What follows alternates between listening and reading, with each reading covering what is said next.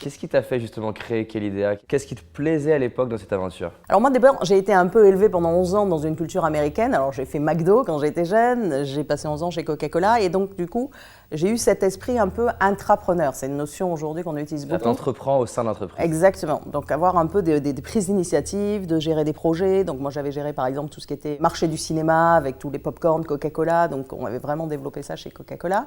Et c'était les belles années 2000, les startups, donc levée de fonds, business angel, et il y avait les First Tuesday où tu avais ton badge, je cherche de l'argent, ou les investisseurs, j'ai de l'argent à donner.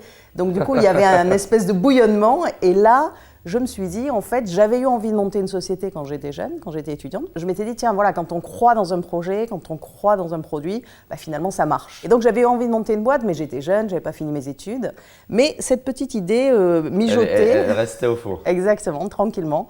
Et quand il y a eu ce déclic et ce déclenchement des années 2000, bah, je me suis dit, why not? Alors, à l'époque, j'avais 34 ans. Il y a des gens qui t'ont dit à l'époque, mais t'es malade, t'as la vie idéale. Plein parce qu'en fait, d'abord, en 2000, l'entrepreneuriat n'avait pas le vent en poupe qu'il a aujourd'hui. Aujourd'hui, C'est en train de devenir sexy. Ah, c'est sexy, puis si t'es pas entrepreneur, t'as loupé ta vie presque. Donc c'est pas ça aujourd'hui. Bon, mais c'est vrai qu'à l'époque, être entrepreneur, tu disais je quitte Coca-Cola. Ouais, mais c'est dingue, t'as une super carrière, oui, c'est vrai. J'avais 2 enfants qui avaient 1 an et 3 ans, donc plutôt bas âge, on va dire. Bon, j'avais une situation confortable, bon, c'est un statut social, etc. Et donc, effectivement, j'en ai qui m'ont dit mais tu as bien réfléchi, tu es sûr, pourquoi t'es pas bien chez Coca-Cola, etc. Et là, il faut un peu écouter votre intérieur qui vous dit bah, tu as envie de le faire, quoi. Donc si vous regardez de façon très rationnelle tout ça, bah, vous ne vous lancez pas. Voilà. Parce qu'effectivement, tout quitter pour se lâcher, puisque en plus à l'époque, il y avait moins d'aide sur l'entrepreneuriat, moins de réseaux d'incubation, moins de choses comme ça. C'était plus risqué qu'aujourd'hui. Mais même si ça reste de toute façon un exercice risqué, passionnant, énergisant, incroyablement passionnant. Et comment tu as trouvé l'idée? Ah bah, l'idée, j'ai cherché dans les marchés dont je m'occupais chez Coca-Cola, et notamment le marché du at-work. On mettait des distributeurs automatiques dans les entreprises, et j'avais donc travaillé ce marché du comité d'entreprise. Et là, je me suis dit, en fait, ils ont tous besoin de quelque chose à un moment, mais ils le font dans leur coin, ils le font de façon séparée.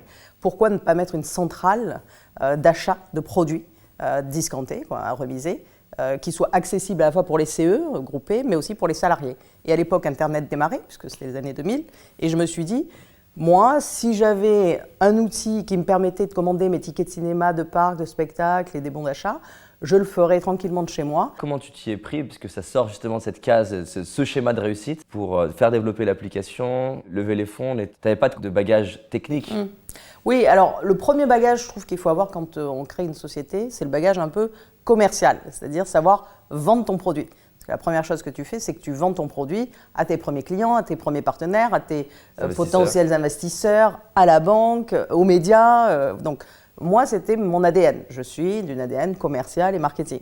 Donc, je pense que ça, c'est une valeur qui est très importante à avoir. Et si on ne l'a pas en tant qu'entrepreneur, il faut quand même être avec quelqu'un associé qui l'a.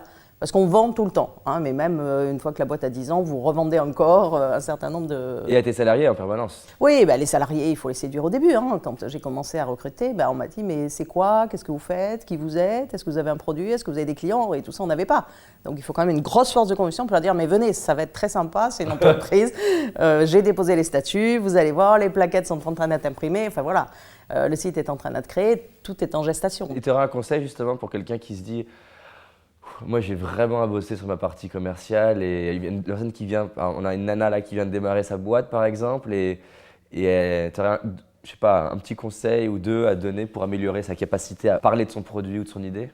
Bah, d'abord, je pense qu'il faut se lancer, il ne faut pas avoir peur d'y aller et de vendre son produit. Il faut être passionné, parce que quand on est passionné théoriquement, on vend bien son produit ou son concept. Il faut se former. Donc là, il y a Evelyne Planning Booster qui a monté Booster Academy.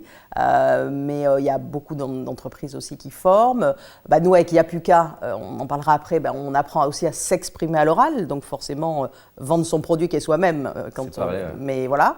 Voilà, je pense qu'il faut se lancer, puis il faut s'exercer, il faut s'entraîner en fait. Hein. C'est une question d'entraînement. C'est sûr que si vous le faites une fois, vous avez des chances de ne pas être performant. Si vous le faites 50 fois, je dirais à 50e, normalement, si vous aimez ça, encore une fois, vous serez performant.